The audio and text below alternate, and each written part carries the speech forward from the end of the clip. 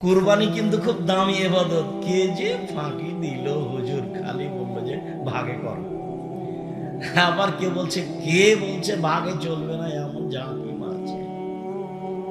হুজুরও যে বলছে যে কে বলছে ভাগে চলবে না, ফাটিয়ে দিচ্ছে একবারে হুজুর।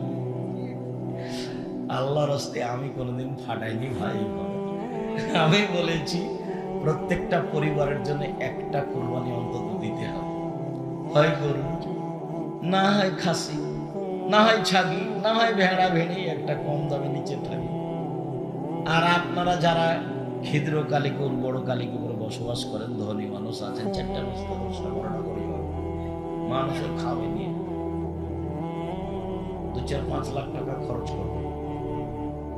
টাকা রেখে কি করবেন? ছেলে মেয়ে খালি ভাগ করে নেবে, মারামারি করে, প্রয়োজনে মামলা করে। তো গাইবান্ধা রংপুরে বাড়ি, তো বোনের আগে ভাগ দেয়নি, তো মামলা করে দিয়েছে। তো কাঠগড়াতে বোন একদিকে আছে, ভাই একদিকে আছে। কি ব্যাপার? আমরা তো বাপের জমি ভাগ পাইনি, তখন মামলা করছি। এটা হলো সম্পদের ফলাফল। কুরবানি করে টাকা কমিয়ে দেন, 4টা 5টা 10টা 12টা কুরবানি দেন, ভাগের পথেই যায় না। কার হালাল কার হারাম কেন ওগুলো করতে যাবো? যতই জোরে বলুক হুজুর, হুজুরের কণ্ঠের চোটে ভেসে যাবেন না। কুরবানি খুব দামি ইবাদত। কুরবানি আল্লাহর কাছে খুব সন্তুষ্ট করবে ইবাদত। আমরা গোশত খেতে পাই, এটা আল্লাহর একটা দয়া। আমরা গোশত খেতে পাই, এটা কি আল্লাহর দয়া। আগে কুরবানির পশু কি হতো? জ্বলে যেত। আল্লাহ দয়া করে ওটা আটকে দিয়ে আমাদের খাওয়ার জন্য দিয়ে দিয়েছে। এটা মূল ব্যাপার নয়। আমরা আল্লাহকে সন্তুষ্ট করার জন্য কুরবানি দিলাম, এইটা হলো মূল ব্যাপার। আচ্ছা, ফিরে যাই। আরাফার সিয়ামের কারণে কথাটা এসেছিল। আরাফার সিয়াম একদিন তো দামি। এরপরে যায় প্রত্যেক মাসে 3 দিন। প্রত্যেক মাসে 3 দিন সিয়াম থাকলে সারা বছরের সিয়াম হবে বলে রাসূল সাল্লাল্লাহু আলাইহি ওয়াসাল্লাম বলেছেন। একাধিক সহিহ হাদিস। সারা বছর সিয়াম পালনের 2টা পদ্ধতি। এক, রমজান এবং প্রত্যেক মাসে 3টে। রমজান এবং প্রত্যেক মাসে 3টে। তাহলে কি হবে? সারা বছরের সিয়াম পালনের নেকি হবে। আরেকটা পদ্ধতি, এটা সহজ। আগে যেটা বললাম সেটা একটু ভারী, এখন যেটা বলছি সেটা সহজ। কি? মান সামা রমাদানা সুমাত বাহু সিত্তান মিন শাওয়াল কানা কা সিয়ামিদ দাহরে। কেউ যদি রমজানের সিয়াম থাকে আর শাওয়ালের 6টা থাকে, তাহলে সে সারা বছরের সিয়াম থাকে। এই 6টা শুরু করতেন জুমার দিন থেকে, রমজানের সাথে লাগিয়ে দিয়েছে। কে নাকি ফতোয়া দিয়েছে একটা একটা করে ছেড়ে ছেড়ে করতে হবে। ওরা নগদ মিথ্যা কথা। ধারাবাহিক করুক, নয় ছেড়ে ছেড়ে করুক। আবার কেউ বলছে যে যেসব মহিলার হাইজ হয়েছে, হাইজের কারণে রমজানের যেগুলো ছুটে গেছে সেগুলো আগে করতে হবে। আরে আল্লাহর নবী বলছেন হাইজের কারণে যেগুলো ছুটে গেছে সেগুলো আর জীবনে যেদিন পারবে সেদিন করবে। 6 মাস পরে করুক, নাহলে 6 বছর পরে করুক, মরে গেলে আল্লাহ মাফ করে দেবে। তো সেইটা আবার ওই হাইজের মধ্যে এসে সওয়াল ঢোকালেন কেন? হুড়াহুড়ি করে। পৃথিবীর সব মুসলিম পুরুষ নারী আল্লাহকে সন্তুষ্ট করার আশায় সবচেয়ে দামি ইবাদত, যার বিনিময় জান্নাত, রমজানের পর পরই 6টা। ফাঁসিও হবে না, চুরিও হবে না, সহজেই করতে পারবেন। সাহারি খান, খাওয়া ভালো, সাহারি না খেলেও হবে। আমি তো ছাত্র জীবনে যখন একদিন সিয়াম থাকতাম, একদিন এমনি থাকতাম, একদিনও সাহারি খাই। খাওয়া ভালো, কিন্তু সাহারির ব্যবস্থায় তো নাই। আর ওই অভ্যাসটা থাকার কারণে এখনো অত ওই সাহারের উপরে হিসাব করা যায় না। সিয়াম থাকার যেদিন সেদিন থাকলাম। আল্লাহ তো বলছিলাম, ইবাদতের জগতে সবচেয়ে দামি ইবাদত সিয়াম, যার সমপর্যায়ের পৃথিবীতে কোনো ইবাদত নেই। মর্মে সারা বছর সিয়াম পালনের দুইটা পদ্ধতি বললাম, একটা একটু ভারী আর একটা একেবারেই সহজ। বলেন তো একটু ভারী কোনটা? প্রতি মাসে 3টে, আর রমজান, এ হলো সারা বছর। আর একেবারেই সহজ কোনটা? রমজান আর সওয়ালের 6টা। আপনাকে আমি অনুরোধ জানাচ্ছি, উপস্থিত বৈঠকের মুসলিম বোন, সারাদিন থেকে ঢং ঢং করে ল্যাংটায় ঘুরে বেড়াচ্ছ, এখনো ঘুরে বেড়াচ্ছ, কোনো শরম হয় না তোমার? আপনাদের এদিকে নওগাঁয়, কালীগাঁয়, সব জায়গাতে জোহর থেকে বেডি ছেলেগুলো ঘুরে বেড়াচ্ছে কেন? আপনি ওর বাপ নন? আপনার খারাপ লাগে না কেন?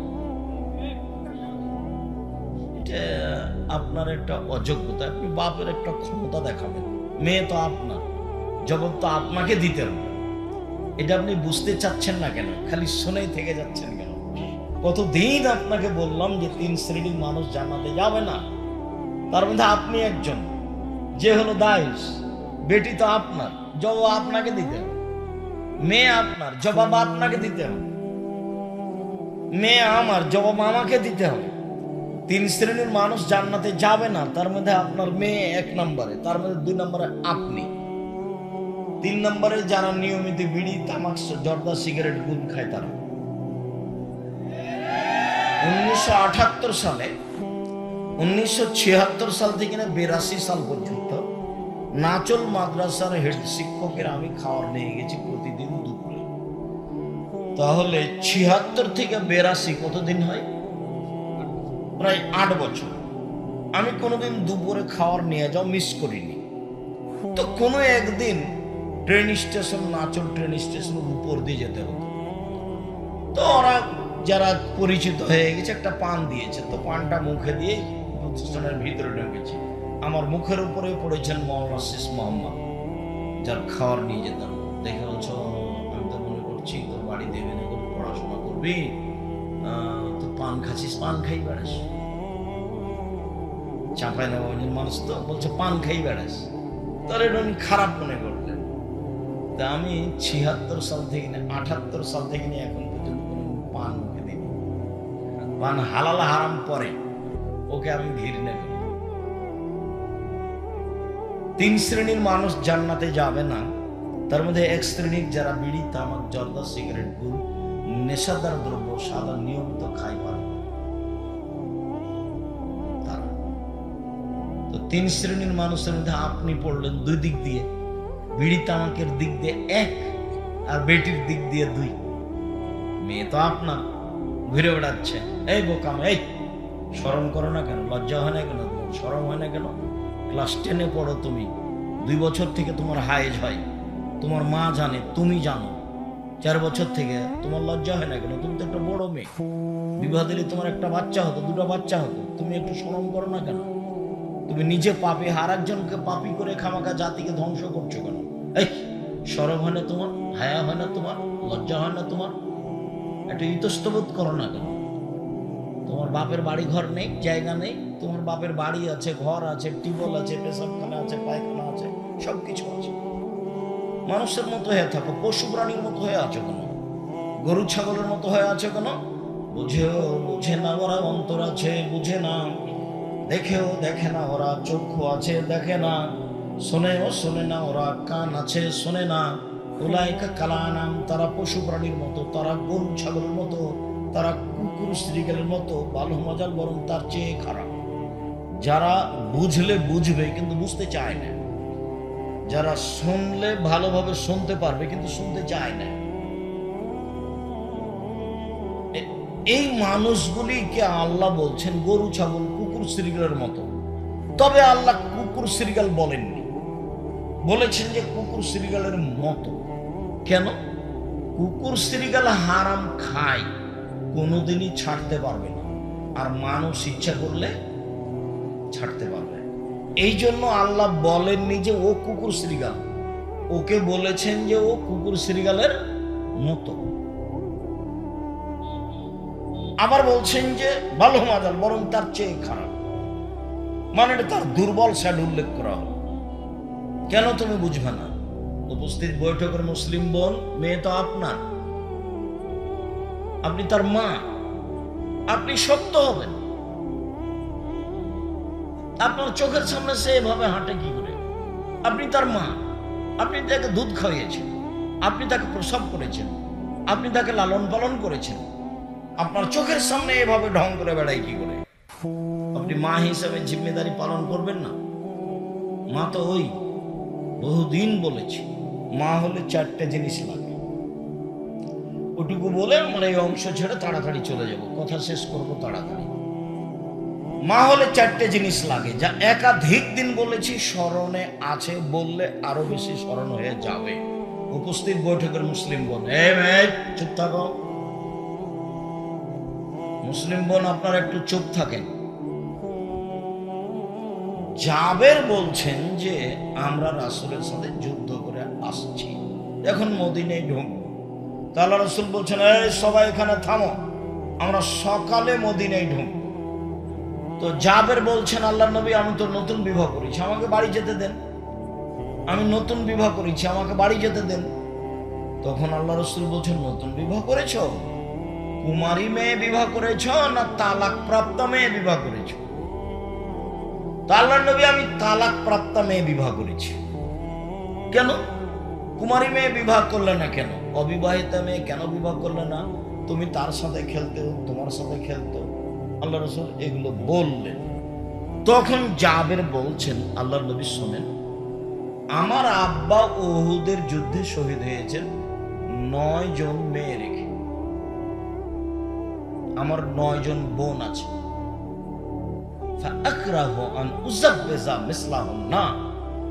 আমার বোনদের সমবয়সের কম বয়সের মেয়েকে বিবাহ করা আমি পছন্দ করিনি। 4টা কারণ। আল্লাহ নবী শোনেন, আমি কেন তালাক প্রাপ্ত মেয়ে বিবাহ করলাম সেটা আমি একটু বলি। হ্যাঁ বলো। আমার আব্বা উহুদের যুদ্ধে শহীদ হয়েছেন কয়টা মেয়ে রেখে? 9টে। আমার 9 জন বোন আছে। আমার বোনদের সমবয়সের কম বয়সের মেয়েকে আমি বিবাহ করা পছন্দ করিনি। 4টা কারণ। 1,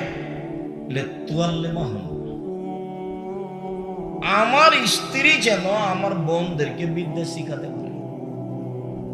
মানে 4 বছর বয়সের বাচ্চাকে বিদ্যা মা শিখাবে, 5 বছরের বাচ্চাকে মা বিদ্যা শিখাবে। মানে সারা বাংলাদেশ জুড়ে 100% ছেলে মেয়েকে, মুসলিম ছেলে মেয়েকে কোরআন শিখাতেই হবে, আকীদা শিখাতেই হবে, সারা দেশ জুড়ে মক্তব চালু করতেই হবে। যে কোনো এর বিকল্প কোনো পথ নেই। কথা শেষ হয়নি, মধ্যখানে একটু কথা। আমি বাসা থেকে বের হয়ে মসজিদে যাই, ডাঙ্গিপাড়ায়, রাজশাহীতে। আদ-দাওয়া আল্লাহ কোনোদিন দেখিনি, হঠাৎ করে দেখছি গাড়ির গায়ে লেখা আছে আদ-দাওয়া আল্লাহ। কয়েকদিন আসি যাই, কয়েকদিন আসি যাই, আমি এখনো বুঝতে পারিনি। আমি একদিন বাসায় বলছি, আব্বু গাড়ির গায়ে লেখা আছে আদ-দাওয়া আল্লাহ, এটা কি? তখন আমাকে বলছে, আব্বু আপনাকে তো আমি 30-32 বছর যাবৎ দাওয়াত দিতে দেখলাম, আর আমিও পৃথিবীর বিভিন্ন দেশ ঘুরলাম। তাতে আমি দেখলাম যে ইহুদি খ্রিস্টান বিদ্যা আর বুদ্ধি বেচে খায়। ইহুদি খ্রিস্টান কি বেচে খায়? বিদ্যা আর বুদ্ধি বেচে খায়। তাই তো পদ্মা সেতুতে ওরা হলো ইঞ্জিনিয়ার আর আমরা হলাম কামলা। ওরা হলো ইঞ্জিনিয়ার আর আমরা হলাম কামলা।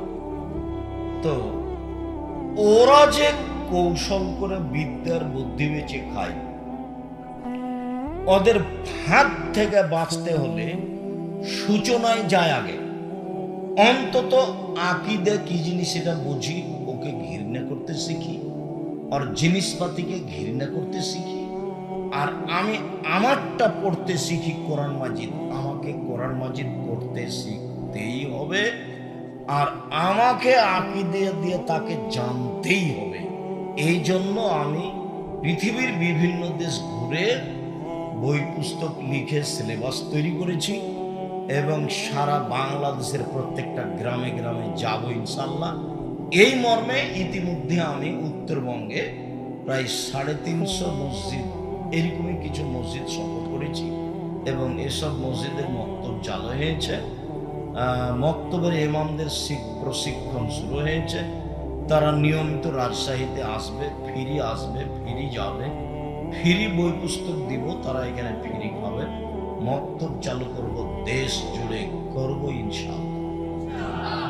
তো আমি বললাম, আব্বু তোমার তো পদক্ষেপ খুব পছন্দ নেই। আলহামদুলিল্লাহ, তুমি পদক্ষেপ শক্তভাবে গ্রহণ করো, আল্লাহ সাহায্য করবেন ইনশাআল্লাহ। সেই সুবাদেরই আজকেও প্রোগ্রাম সম্মত আল্লাহর পক্ষ থেকে। যেহেতু আল্লাহর পক্ষ থেকে আমিও একসাথ দিয়ে একমত হয়ে আমি তাদের আল্লাহর প্রত্যেকটা কাজে আমি পরামর্শ দিতে বা তাদেরকে সহযোগিতা করতে বা তাদের সাথ দিতে আমি প্রস্তুত আছি ইনশাআল্লাহ। তার মধ্যে প্রোগ্রাম এক নম্বর। এই মর্মে তারা জামিয়া সালাফিয়া থেকে থাকা খাওয়ার সুবিধা নেই, যে টাকা আপনাদের। ইমামদের যাওয়া আসা সুবিধা নেই, যে টাকা আপনাদের। জামিয়া সালাফিয়াতে সেসব লোক ইমামেরা যায় সারা দেশ থেকে, সেখানে যে খরচ আছে, আমাদের ওখানে টাকার নাই, তাকে টাকশাল নাই, আমরা টাকা বানাই না। মানুষে আপনারা 10 টাকা 20 টাকা দেন, সেই টাকাই এই টাকা। তো যার কারণে প্রোগ্রামগুলি আমি শক্তভাবে করতে বলেছি। আমি আল্লাহর প্রোগ্রামেই যাব মর্মে আজকে আমি বলছি। আমি জানি না ছেলেরা প্রস্তুত আছে কিনা, সব ছেলেগুলিকে আমি সামনে আসতে বলছি। আপনাদের কাছে ছেলেরা যদি আসে তো আপনি 10 টাকা হলেও দিবেন, ফেরত দিবেন।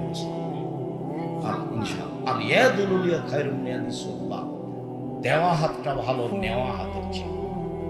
আল্লাহ রাসূল বলছেন, বুখারী মুসলিমের হাদিস, দেওয়া হাত ভালো, নেওয়া হাতের চেয়ে। সব সময় দেওয়া হাতে থাকবে। তোমরা আল্লাহর ছেলেরা আছো তো সবাই যাও, ভিতরে যাও।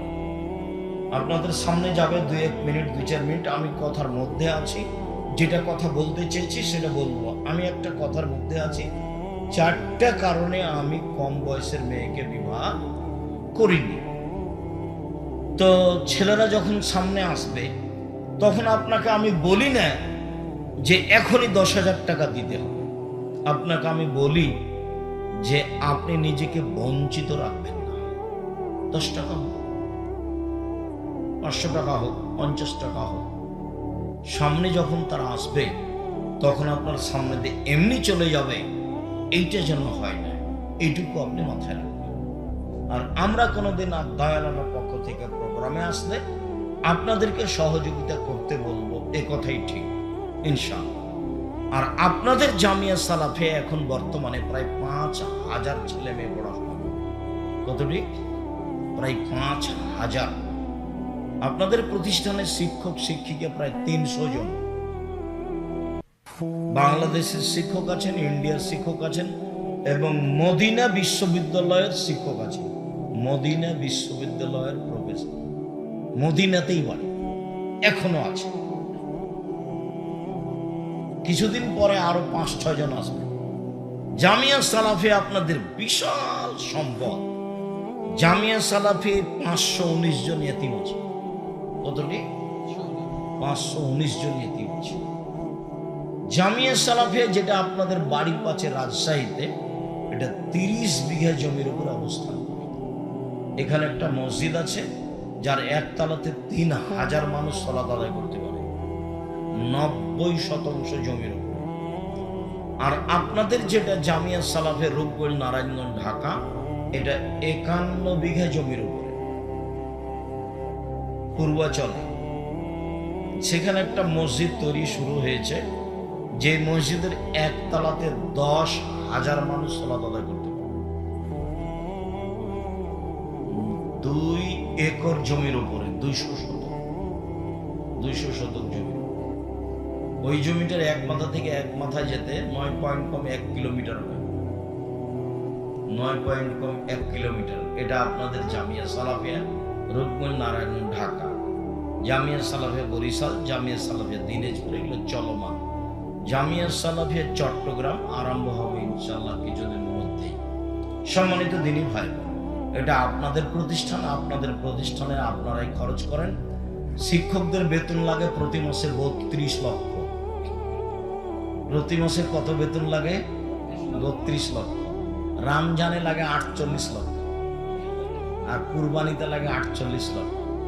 কিভাবে হয় তা আমি বলতে পারবো না, তবে আমি দেখতে পাচ্ছি যে হচ্ছে। আমার মনে বড় সাপ, এ দেশের মাটিতে আমি উন্নত মানের প্রতিষ্ঠান গড়বই বলবো ইনশাআল্লাহ। যেখানে ছেলে মেয়ে বাংলা, ইংরেজি, আরবি উন্নত মানের শিক্ষা অর্জন করে জাতির অন্যায়ের বিরুদ্ধে লড়বে, মুখে কলমে মিটিয়ে লড়বে।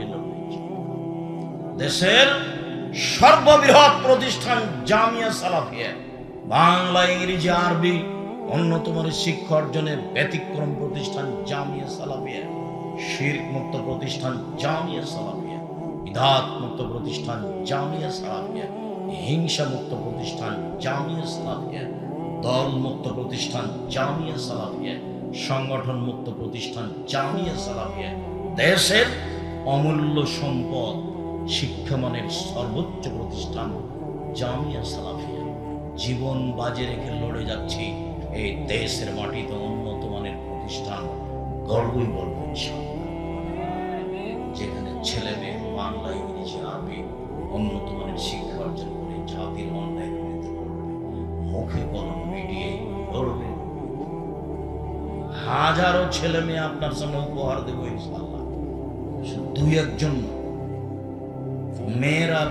মেয়েরা বোখারি পড়াতে পারবে, মেয়ে আপনার বাড়িতে গড়ে উঠবে ইনশাআল্লাহ। মেয়েরা অন্তত যখন হিফজ করছে দেখবেন যে বছরের শেষে অন্তত 30-40 জন মেয়ে হাফেজা প্রতি বছর। 60-70-80 জন 100 এক প্রতিষ্ঠানে ছাত্র যতটি আছে ততটি খালি হাফেজি বের হয় একবার। সম্মানিত দিনী ভাই, প্রতিষ্ঠান উন্নত করার জন্য শিক্ষক আসছেন ইন্ডিয়া থেকে, শিক্ষক আসছেন সৌদি আরব থেকে, শিক্ষক আসছেন মিশর থেকে, শিক্ষক আসছেন ইয়ামান থেকে। এটা আপনাদের প্রতিষ্ঠান, খেয়াল রাখবেন। তার একটি বড় শাখা দাওয়ায়ে আল্লাহ। আজকের প্রোগ্রাম দাওয়ায়ে আল্লাহর পক্ষ থেকে। কাজে আপনার সামনে ছেলেরা আসলে 10 টাকা ছাড়া ফেরত দেবেন না অন্তত। সম্মানিত দিনী ভাই, বলছিলাম মা হওয়ার জন্য 4টে জিনিস লাগে। জাযাকাল্লাহ খাইর। 1, বিদ্যে। এই কথা নিয়ে কথা এসেছে। আমার স্ত্রী আমার বোনদেরকে বিদ্যে শিখাবে, এই জন্য তালাকপ্রাপ্ত বয়সের মেয়েকে বিবাহ করেছি। উপস্থিত বৈঠকের মুসলিম বোন বুঝতে পারছেন না? এমনি ঢং ঢং করে এসে চলে গেছেন? একটু খেয়াল করেন। জাবের বেশি বয়সের মেয়েকে বিবাহ করেছেন কেন? আর বোনদেরকে কি শিখাবে? বিদ্যা শিখাবে। আল্লাহর নবী একটি সিংওয়ালা ভেড়া ক্রয়ের জন্য আদেশ করলেন। এতাও ফি সাওয়াদিন ওয়ায়াবরকু ফি সাওয়াদিন ওয়ানজুরু ফি সাওয়াদিন। যেই ভেড়াটি খাবে কালোতে, হাঁটবে কালোতে, শুইবে কালোতে, যার মুখ কালো, যার পা কালো, যার পেট কালো। বিবরণে হয়তো আল্লাহ রাসূল কালো প্রাণীকেই বেশি প্রাধান্য দিয়েছেন। বিদ্বানগণ বলতে চান কালো প্রাণীর গোশতে স্বাদ বেশি, অন্যান্য প্রাণীর গোশতে স্বাদ কম, এমনটা হতেও পারে। তবে এর রহস্য আমরা স্পষ্ট রাসূল সাল্লাল্লাহু আলাইহি ওয়াসাল্লামের পক্ষ থেকে অবগত নই। তিনি বলেছিলেন, আনাসকে ক্রয় করতে যাও, একটি ভেড়া কিনো যেটা কালোতে হাঁটে, কালোতে খায়, কালোতে শয়। ফাউতিয়া বিহি লিযিহবিহি। এই কুরবানি ভেড়া তার নিকটে নিয়ে যাওয়া হলো। ফাকালা লিআয়েশা, আয়েশা রাদিয়াল্লাহু তাআলা আনহাকে তিনি বললেন, হালুমিন মুদিয়া ওয়াসহাজিয়া বিহাজারিন। আয়েশা, ছুরি নিয়ে আসো এবং পাথরের মাধ্যমে তাকে ধারালো করে নিয়ে আসো। ছুরি ধারালো কাজটি আমাদের দেশে পুরুষ মানুষে করে। আল্লাহর নবী আয়েশাকে বলছেন, আয়েশা ছুরি ধারালো করে নিয়ে আসো। ফাফালাত, আয়েশা তাই করলেন। স্ত্রীর নাম ধরে ডাকতে হয়, এ কথাই ঠিক। অত্র হাদিসে যা প্রমাণ হয়, একটু আগে বুখারী মুসলিমের হাদিসে যা ইব্রাহিম আলাইহিস সালামের ব্যাপারে প্রমাণ হয়েছে। স্ত্রীও স্বামীর নাম ধরে বলতে পারে, তাই তার স্ত্রী বলেছিলেন, আয়না তাজাব ইব্রাহিম, ইব্রাহিম আপনি কোথায় যাচ্ছেন আর আমাদেরকে উপত্যকায় ছেড়ে যাচ্ছেন যেখানে মানুষজন নেই, ঘাস পাতা পশু প্রাণী নেই? আয়েশা রাদিয়াল্লাহু তাআলা আনহা বলেন ফাখাজা ওয়া খাজাল কাবসা, তিনি ছুরি হাতে নিলেন এবং ভেড়াটা হাতে নিলেন। ফাজাহ, তারপরে তিনি তাকে ফেলে দিলেন। ফেলে দিয়ে চোয়ালের উপরে পা চাপিয়ে তিনি বলছেন আল্লাহুম্মা তাকাব্বাল মিন মুহাম্মদ ওয়া আলে মুহাম্মদ, আল্লাহ তুমি এই ভেড়া কবুল করো মুহাম্মাদের পক্ষ থেকে, তার পরিবারের পক্ষ থেকে। বিসমিল্লাহ আল্লাহু আকবার, বিসমিল্লাহ আল্লাহু আকবার বলে এই দোয়া পড়ে তিনি পশু কুরবানি করলেন। একটি ভেড়া কুরবানি করলেন তার পক্ষ থেকে, তার পরিবারের পক্ষ থেকে। হাদিস বুখারী মুসলিম।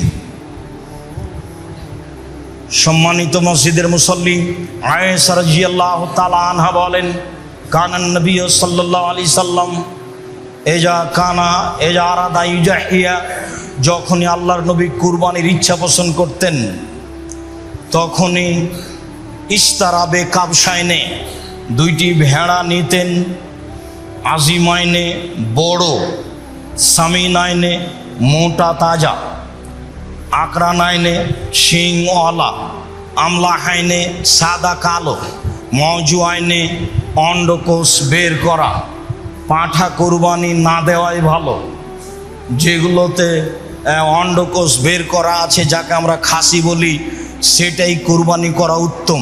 যারা বলেছে খাসি নিখুঁত পাঁঠাই দিতে হবে, তারা শরীয়ত ভুল বুঝেছে, আর না হলে না জানার কারণে বলেছে। আল্লাহর নবী নিজে দুইটা ভেড়া কিনলেন, মোটা তাজা, বড়, শিংওয়ালা, সাদা কালো, অন্ডকোষ বের করা। জাবাহা আহাদাহুমা লেমান শাহেদা লিল্লাহি বিত্তাউহিদে ওয়া শাহেদাল্লাহু বিল বালাগা, ওদের নামে তিনি জবে করলেন যারা এক আল্লাহ বলে সাক্ষ্য দেয়, যারা তার রেসালাত পৌঁছেছেন, তিনি তার দায় দায়িত্ব এই বলে সাক্ষ্য দেয়, তাদের জন্য তিনি একটি পশু কুরবানি করলেন। ও জাবাহাল আখারা আন মুহাম্মাদিন ও আলে মুহাম্মাদিন, মুহাম্মদ সাল্লাল্লাহু আলাইহি সাল্লাম তার পক্ষ থেকে এবং তার পরিবারের পক্ষ থেকে আরেকটি পশু ভেড়া কুরবানি করলেন। অত্র সহিহ হাদিস প্রমাণ করে যে একটি পরিবারের পক্ষ থেকে একটি প্রাণী কুরবানি করতে হবে। 2, 3 আয়েশা রাদিয়াল্লাহু তাআলা আনহা বলেন নাহারা রাসূলুল্লাহ সাল্লাল্লাহু আলাইহি ওয়াসাল্লাম ফি হাজ্জাতিল বিদায়ে আন আজওয়াজিহি বাদনাতান ওয়াহিদা, রাসূল সাল্লাল্লাহু আলাইহি সাল্লাম তার পরিবারের পক্ষ থেকে বিদায় হজে একটি গরু কুরবানি করেছিলেন। অত্র সহিহ হাদিস প্রমাণ করে রাসূল সাল্লাল্লাহু আলাইহি সাল্লাম পরিবারের পক্ষ থেকে একটি প্রাণী কুরবানি করেছিলেন। মেখনাব ইবনে সুলাইম রাদিয়াল্লাহু তাআলা আনহু বলেন কুন্না মান নবী সাল্লাল্লাহু আলাইহি ওয়াসাল্লাম ওয়াকুফান বিআরাফা, আমরা একদা আল্লাহ রাসূলের সাথে আরাফার মাঠে অবস্থান করছিলাম। সামিতুহু ইয়াকুল, আমি রাসূল সাল্লাল্লাহু আলাইহি সাল্লামকে বলতে শুনলাম, তিনি বললেন ইয়া আইয়ুহান নাস ইন্না আলা কুল্লি আহলি বাইতিন ফি কুল্লি আমিন উজিয়া, মনে রেখো প্রত্যেকটা পরিবারের পক্ষ থেকে প্রতি বছর একটি প্রাণী কুরবানি করতে হবে। মনে রেখো প্রত্যেকটা পরিবারের পক্ষ থেকে অন্তত একটি প্রাণী কুরবানি করতে হবে। মনে রেখো প্রত্যেকটা পরিবারের পক্ষ থেকে অন্তত একটি প্রাণী কুরবানি করতে হবে। রাসূল সাল্লাল্লাহু আলাইহি সাল্লাম যদিও বিদায় হজে 100টি কুরবানি করেছিলেন, মানুষ একাধিক কুরবানি করুক যেহেতু নেকির কাজ। জাবের রাদিয়াল্লাহু তাআলা আনহু বলেন রাসূল সাল্লাল্লাহু আলাইহি সাল্লাম বলেছেন আল বাকারাতান সাবাতিন আল জাজরান সাবাতিন, গরু 7 জনের পক্ষ থেকে, উট 7 জনের পক্ষ থেকে। গরু 7 জনের পক্ষ থেকে কুরবানি করা যায়, উটকেও 7 জনের পক্ষ থেকে কুরবানি করা যায়। ইবনে আব্বাস রাদিয়াল্লাহু তাআলা আনহু বলেন কুন্না মান নবী সাল্লাল্লাহু আলাইহি সাল্লাম ফি সাফারিন ফাহাজার আল আজহা, আমরা একদা রাসূলের সাথে সফরে ছিলাম, কুরবানির সময় হয়ে গেল। ফাস্তারাকনা ফিল বাইরাতে আশারা অফিল বাকারাতে সাবা, আমরা উঁটে 10 জন অংশগ্রহণ করলাম আর গরুতে 7 জন অংশগ্রহণ করলাম। অত্র দুইটি সহিহ হাদিসে বোঝা যায় যে 7 জন একটি গরুতে অংশগ্রহণ করতে পারে, 10 জন একটি উঁটে অংশগ্রহণ করতে পারে। হাদিসগুলি যদিও সফরের সাথে সম্পৃক্ত, তারপরে আমরা সফরের সাথে বিবরণটি স্পষ্ট করতে চাই না, বরং বলতে চাই মানুষ যেখানে হোক না কেন জন হিসাবে 7 জন একটা গরুতে অংশগ্রহণ করতে পারে, জন হিসাবে 10 জন একটি উঁটে অংশগ্রহণ করতে পারে, এ কথাই ঠিক। তবে একটি গরুতে 7টি পরিবার অংশগ্রহণ করতে পারে, একটি উঁটে 10টা পরিবার অংশগ্রহণ করতে পারে, এ কথা ঠিক নয়। আমাদের দীর্ঘ 26 বছরের তদন্তে এরকম কোনো সহিহ হাদিস আমাদের নজরে আসেনি যাতে 7 পরিবার একটি গরুতে অংশগ্রহণ করবে, যাতে 10 পরিবার একটি উঁটে অংশগ্রহণ করবে।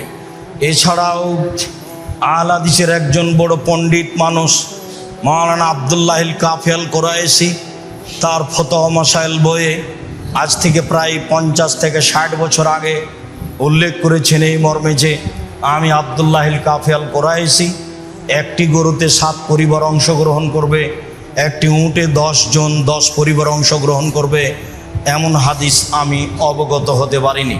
অবশ্যই 7 জন আর 7 পরিবার, 10 জন আর 10 পরিবার এক নয়। সম্মানিত মসজিদের মুসল্লি, সম্মানিত দেশবাসী, যারা আমরা অবগত আছি 7টি পরিবারের পক্ষ থেকে একটি গরু কোরবানি করা যায়, অবশ্যই তারা জনকে ধরেই বলছি। আমি অবশ্যই এখানে বলতে চাই যারা খুব জোর দিয়ে এভাবে বলছে তাদেরকে এত শক্ত পথ থেকে ফিরে আসাই ভালো।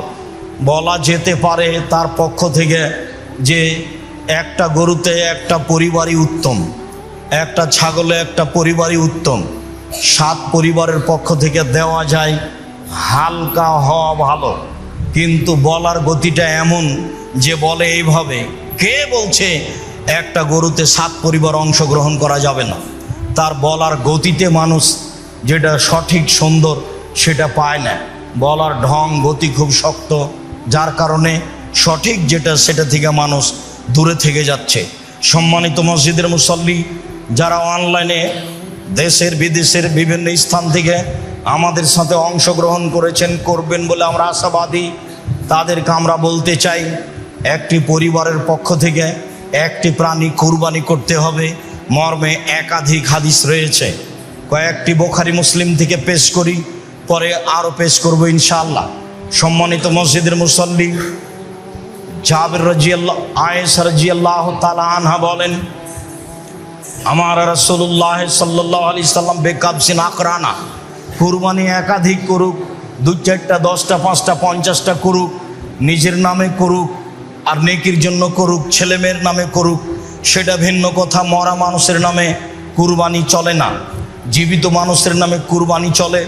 যারা বলেছেন মরা মানুষের নামে কুরবানি করলে সেই গোশত ফকির মিসকিনকে নিয়ে দিয়ে দিতে হবে, এটা মন্তব্য মাত্র। কুরবানির পশু মরা মানুষের পক্ষ থেকে জবে করতে হবে মর্মে যে হাদিস এসেছে সে হাদিস অগ্রহণীয়। কাজে যারা মারা গেছে তাদের নামে রয়েছে দান, তাদের নামে রয়েছে মুখের দোয়া, তাদের নামে কুরবানি নয়। তাদের নামে হজ করতে পারে, যা স্পষ্ট শরীয়ত দ্বারা প্রমাণিত হয়।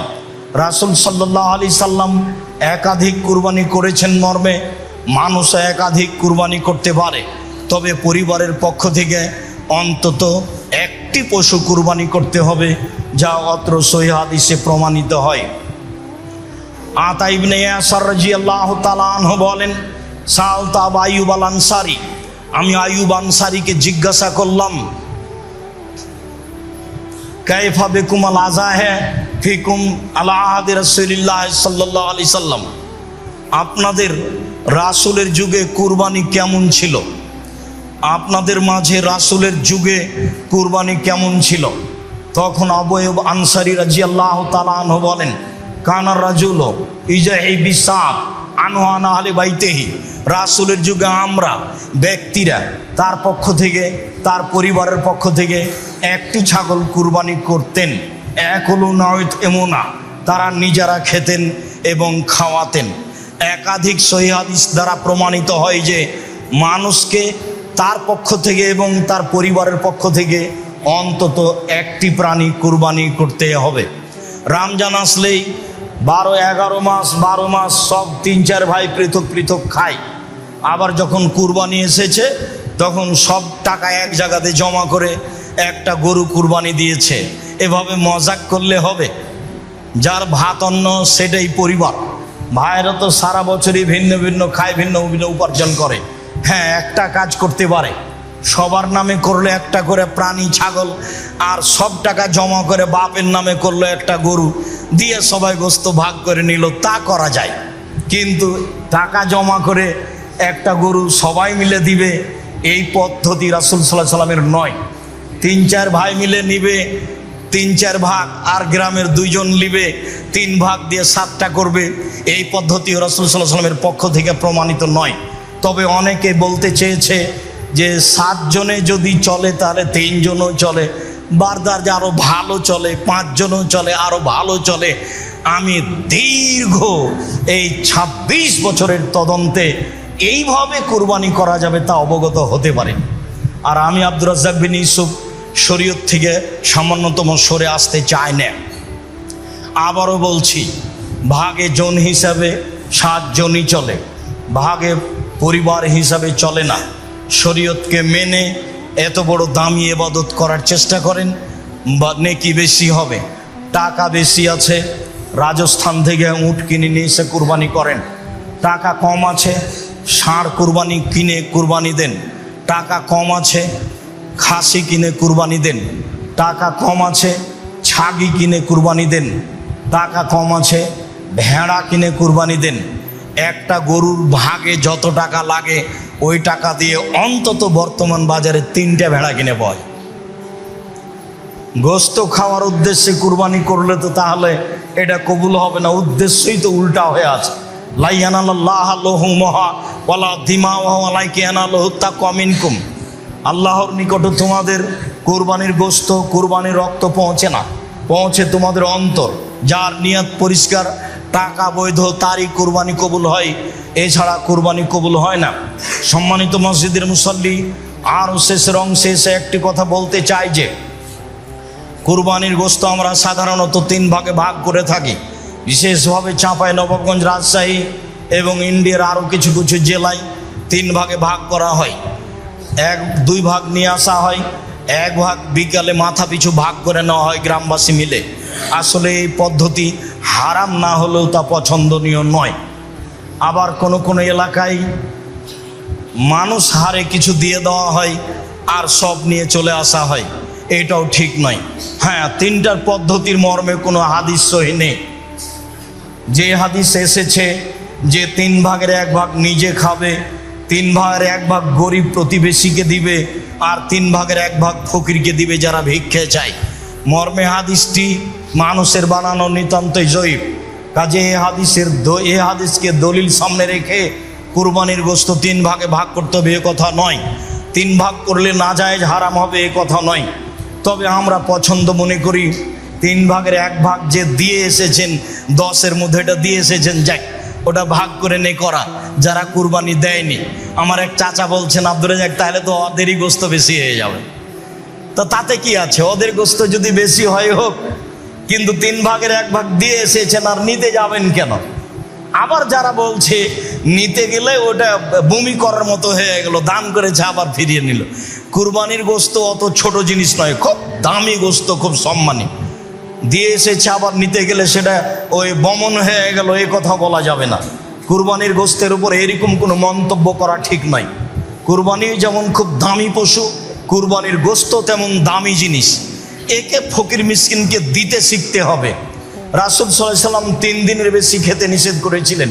পরবর্তীতে যখন সমস্যা দূর হয়ে গেল, সবার যখন টাকা পয়সা অবস্থা ভালো হয়ে গেল, তখন তিনি বললেন, কুলু ওয়াদ্দাখিরু ওয়াতেমু মা বাদালাকুম। এখন তোমরা খাও, বাড়িতে জমা করে রাখো এবং দাও যা পারো দাও, যা পারো খাও, যা পারো জমা রাখো। দেওয়ার বিষয়টা আপনার উপরে নির্ভর করে। 2 কেজি দিয়ে বাকি রেখে দিলেন, এটা কৃপণতা। কৃপণতা করে আপনি সফল হতে পারবেন না। অথচ শতজন নেওয়ার জন্য আছে, কেউ নেওয়ার জন্য নেই, তা আপনি সবই রেখে দিলেন, ভালো কথা, রাখেন। অনেকে নেওয়ার জন্য আছে, আপনি সেখানে 2 কেজি দিয়ে বাকি রেখে দিলেন, এটা স্পষ্ট কৃপণতা। এটা মানুষকে বোঝানো সহজ, আল্লাহকে বোঝানো সহজ নয়। কেননা দিতে হবে, এটা আল্লাহর আদেশ। আল্লাহ তাআলা বলছেন ফাকুলু ওয়াতামুল বাইস ওয়াল ফকির, তোমরা কুরবানির গোশত নিজেরা খাও, দুস্থ গরিব ফকির মিসকিনকে খেতে দাও, এটা আল্লাহর আদেশ। কুরবানির সাথে আকিকার কোনো সম্পর্ক নেই। আকিকা 7 দিনের দিনই দিতে হবে। 7 দিনের আগে বাচ্চা মারা গেলে আকিকা চলে না, 7 দিনের পরে আকিকা চলে না, এ কথাই ঠিক। 14 দিনে আকিকা চলে মর্মে হাদিস জয়ীফ, 21 দিনে চলে মর্মে হাদিস জয়ীফ, জীবনে কোনো একদিন চলে মর্মে হাদিস জয়ীফ। এসব হাদিস আমলযোগ্য নয়। আকিকা গরু দিয়ে চলে না, আকিকা উট দিয়ে চলে না, আকিকা শুধুমাত্র ছাগল ছাগি দুম্বা দুম্বি এই 4 প্রকার, 2 শ্রেণীর 4 প্রকার দিয়ে চলে। আর কুরবানি ছাগল ছাগি দুম্বা দুম্বি গরু গাভী মহিষ মহিষী উট উটনি সব দিয়ে চলে। গোশত দিতে বাধ্য। আশেপাশে যদি গরিব মানুষ না থাকে আর যদি না দেয়, তাহলে এ গুনাহগার হবে, এ আল্লাহর আদেশকে মানেনি, এ কৃপণ, সে ক্ষতিগ্রস্ত হবে। আর আকিকার গোশত ব্যক্তিগত গোশত, সে খাবে কি দিবে সেটা তার ব্যাপার। আকিকা করে নেকি হয় না, আকিকা করে বাপের জিম্মেদারি নামে। আর কুরবানি হচ্ছে নেকির কাজ। কুরবানি অনেক বড় নেকির কাজ, যেসব মাধ্যম দিয়ে আল্লাহকে খুব বেশি সন্তুষ্ট করা যায়, তার একটা বড় মাধ্যম হচ্ছে কুরবানি। সম্ভবপর মানুষ কুরবানি করার চেষ্টা করবে আল্লাহকে সন্তুষ্ট করার জন্য, এই কথাই ঠিক। আলোচনার শেষে এসে আরেকটি কথা, উম্মু সালমা রাদিয়াল্লাহু তাআলা আনহা বলেন, রাসূল সাল্লাল্লাহু আলাইহি সাল্লাম বলেছেন, মান রা হিলাল জিলহিজ্জা ওয়া আরাদা ইউজাহিয়া ফালা ইয়াখুজ মিন শারিহি ওয়ালা মিন আসফারিহি। কেউ যদি কুরবানির চন্দ্র দেখে, তাহলে সে নখ চুল কাটতে পাবে না, এটা আল্লাহ রাসূলের আদেশ। যারা কুরবানি করবে তাদের উপরে এই আদেশ, এ কথাই ঠিক। ছেলে মেয়ে যদি না করে, নাও করতে পারে, তবে ছেলে মেয়ে যারা কুরবানি দিচ্ছে না, তারা নখ কাটলে গুনাহগার হবে, এ কথা নয়। আর চন্দ্র উঠলে, কুরবানির চন্দ্র উঠলে গরু ছাগল জবে করা যাবে না, এ কথা মিথ্যা। গরু ছাগল জবে করতে পাবে না যে হজ করার জন্য ইহরাম বেঁধেছে সে। স্বাভাবিক মানুষ যেদিন হজের আলোচনা, আপনার জুলহিজ্জার আলোচনা আসবে, সেদিন আমরা আপনাদের সামনে বিস্তারিত বলবো। আজকের আলোচনার পুনরাবৃত্তি। সম্মানিত মসজিদের মুসল্লি, আমাদের যে কুরবানি, এই কুরবানি ইব্রাহিম আলাইহিস সালামের কুরবানি। ইব্রাহিম আলাইহিস সালাম থেকে যে কুরবানি চালু হয়েছে, সেটাই আমাদের কুরবানি। যদিও কুরবানি প্রথা আদম আলাইহিস সালাম থেকেই চালু রয়েছে। আদম আলাইহিস সালামই তার 2 ছেলেকে কুরবানি করার জন্য আদেশ করেছিলেন, যা কোরআন মাজিদ দ্বারা প্রমাণিত হয়। ইতিহাস আমরা সংক্ষিপ্তভাবে উল্লেখ করেছি। এরপরে বলতে চাচ্ছি, সম্মানিত মসজিদের মুসল্লি, দাঁত দেখে, লেজ ভালো দেখে, কান দেখে, চক্ষু দেখে কুরবানি কিনতে হবে, এটা আল্লাহ রাসূলের আদেশ। আল্লাহকে সন্তুষ্ট করার জন্য পশু কিনতে হবে কুরবানির, এ কথাই ঠিক। এরপরে 7 জনে নয়, বরং 7 পরিবারের পক্ষ থেকে একটি পশু কুরবানি করতে হবে, এ কথা নয়। বরং একটি পশু একটি পরিবারের পক্ষ থেকে কুরবানি করতে হবে, এ কথাই ঠিক। অন্তত একটি পরিবারের পক্ষ থেকে একটি পশু কুরবানি করতে হবে, এ কথাই ঠিক। 7 জন আর 7 পরিবার এক নয়। বিষয়টি বিবেচনা করার জন্য বারবার অনুরোধ জানাচ্ছি। একটি পশুতে 7 জন অংশগ্রহণ করতে পারবে না, এ কথা আমরা কোনোদিনই বলিনি। একটি গরুতে 7 জন অংশগ্রহণ করতে পারে, একটি উটে 10 জন অংশগ্রহণ করতে পারে। তবে 10 পরিবার অংশগ্রহণ করবে এমন হাদিস আমাদের অবগতিতে আসেনি। যারা খুব জোরালো দাবি জানিয়ে বই পুস্তক লিখেছে, তাদের বইগুলি, তাদের কলমগুলি একাধিক দিন আমরা পড়ে দেখেছি, তাতে আমাদের কাছে স্পষ্ট হয়নি, বরং জোর করে চেষ্টা করা হচ্ছে, এটা আমরা বুঝেছি। সরাসরি যেটা প্রমাণ হচ্ছে সেটাই করলে ভালো হবে। একাধিক হাদিস রয়েছে, ব্যক্তি ও তার পরিবারের পক্ষ থেকে অন্তত একটি পশু কুরবানি করতে হবে। সম্মানিত মসজিদের মুসল্লি, কুরবানির গোশত 3 ভাগ করতে হবে এ কথা নয়, 3 ভাগ করলে গুনাহ হবে এ কথাও নয়, তবে 3 ভাগ করে 1 ভাগ দিয়ে এসেছে, এটা না নেওয়াই ভালো। যারা কুরবানি করেনি, দিতে পারেনি, দেয়নি, তারাই ভাগ করে নেক, এ কথা ঠিক। কুরবানির গোশত আত্মীয় স্বজনকে দিতে হবে না এটা নয়, দিতেই হবে এ কথাও নয়। কুরবানির গোশতে আত্মীয় স্বজন রক্ষা করতে হবে এ কথা নয়। এই যে আম হচ্ছে, এখন চাঁপাইনবাবগঞ্জের মানুষ, রাজশাহীর মানুষ আত্মীয় স্বজনের বাড়ি আম পাঠিয়ে আত্মীয়তা রক্ষা করবে। কুরবানির গোশত আত্মীয়র কাছে পাঠাতে হবে জরুরি, এমনটা নয়। পাঠানো যাবে না এ কথা নয়, এটা স্বাভাবিক গতিতে রাখতে হবে। মর্মে মসজিদের সকল মুসল্লিকে এবং সাথে সাথে অনলাইনে যারা আমাদের সাথে রয়েছেন তাদেরকে সময়ের গতিতে আমাদের খুতবা যারা দেখবেন, শুনবেন, জানবেন, তাদেরকে অনুরোধ জানাচ্ছি, একমাত্র আল্লাহকে সন্তুষ্ট করার আশায় সহিহ হাদিসকে সামনে রেখে কুরবানি করুন। আল্লাহ আপনাদের তৌফিক দান করুক, আল্লাহুম্মা আমিন। আল্লাহ, তুমি আমাদের এই কুরবানি তোমার রাসূলের পদ্ধতিতে করার তৌফিক দান করো। আল্লাহ, তুমি আমাদের জামিয়া সালাফে কবুল করো। জামিয়া সালাফের ব্যাপারে যারা শত্রুতা করে তুমি তাদেরকে দমন করো, তুমি তাদেরকে হেদায়াত দান করো। আমাদের যে সমস্যা রয়েছে সেই সমস্যাগুলি তুমি দূর করে দাও। সকল মুসলিম ভাই বোনের জামিয়া সালাফের প্রতি ভালোবাসা দাও, তারা যেন ভালোবাসার সাথে জামিয়া সালাফের সার্বিক কাজে দানের হাত, সহায়তার হাত প্রশস্ত করতে পারে, এটা তুমি কবুল করো। আমরা খাকসার সাধারণ মানুষ, আমরা তোমার দরবারে জোরালো দাবি জানাচ্ছি, তুমি জামিয়া সালাফের সার্বিক সমস্যা দূর করে যারা জামিয়া সালাফেকে ভালোবাসে, যারা জামিয়া সালাফে কিছু দান খেরাত করে, তুমি তাদের অর্থ সম্পদে বরকত দান করো, তুমি তাদের অর্থ সম্পদের নিরাপত্তা দান করো। যাদের আত্মীয় স্বজন তাদের মারা গেছে, তুমি তাদের কবরের শাস্তি মাফ করো। তৃতীয় জন হবে শয়তান। সাবধান, আল্লাহ রাসূল বলছেন, ইয়াকুমুল মুগিবাত, যেই মহিলার স্বামী নেই ওই বাড়িতে যায় না। ইয়াকুমুল মুগিবাত, যেই মহিলার স্বামী নেই সে বাড়িতে যায় না। আবু হুরায়রা রাদিয়াল্লাহু তাআলা আনহু বলেন, আল্লাহর নবী বলেছেন, ইয়াকুমুদ দুখুল আলান নিসায়ে, সাবধান, মহিলা যেখানে আছে সেখানে যায় না। বুখারী মুসলিমের হাদিস। সাবধান, মহিলা যেখানে আছে সেখানে যায় না। তখন একজন সাহাবী বলছেন, আরে ইতাল হামু, দেবরের ব্যাপারে কি বলেন? দেবর ও যে বাড়িতেই আছে।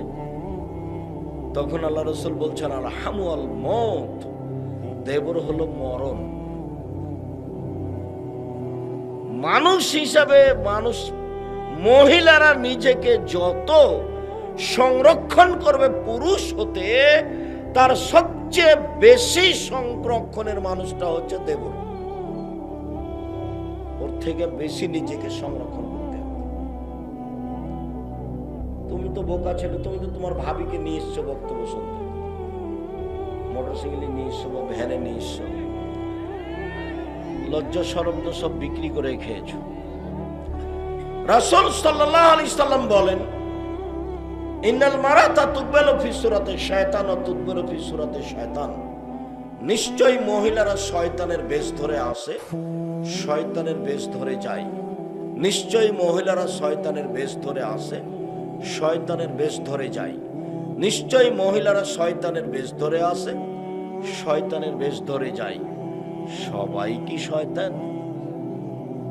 তাহলে আয়েশা রাদিয়াল্লাহু তাআলা আনহা, তাহলে আবু বকর, খাদিজা রাদিয়াল্লাহু তাআলা আনহা। খাদিজাকে আল্লাহ সালাম দেন, জিবরাইল সালাম দেন, তারা অনেক উপরের মানুষ। মহিলাদেরকে এইরকমই হওয়ার চেষ্টা করতে হবে। রাসূল সাল্লাল্লাহু আলাইহি সাল্লাম বলেন, আল্লাহ না তো আল ওয়াসেলা আল মুস্তাওসেলা, যেসব মহিলা মাথায় পরচুলা লাগায় তার উপরে অভিশাপ। অল ওয়াসেমা আল মুস্তাওসেমা, যেসব পুরুষ মহিলারা উল্কি করে গায়ে তাদের উপরে অভিশাপ। যারা অল মুতানাম্মিসাত, ভুরু তুলে ফেলে চিকন করে, ওদের উপরে অভিশাপ। অল মুতাফাল্লিজাত, যারা দাঁত চিকন করে ছিলে, এদের উপরে অভিশাপ। এরা আল্লাহর সৃষ্টিকে পরিবর্তন করে। সম্মানিত দিনী ভাই বোন, মহিলাদের ব্যাপারে আল্লাহ রাসূলের পক্ষ থেকে অনেক কঠোর সতর্কবাণী আছে। আপনারা ঈমান আমান বাঁচাতে অন্তত দুইটা জিনিস থেকে বেঁচে থাকবেন, নারী আর অবৈধ উপার্জন।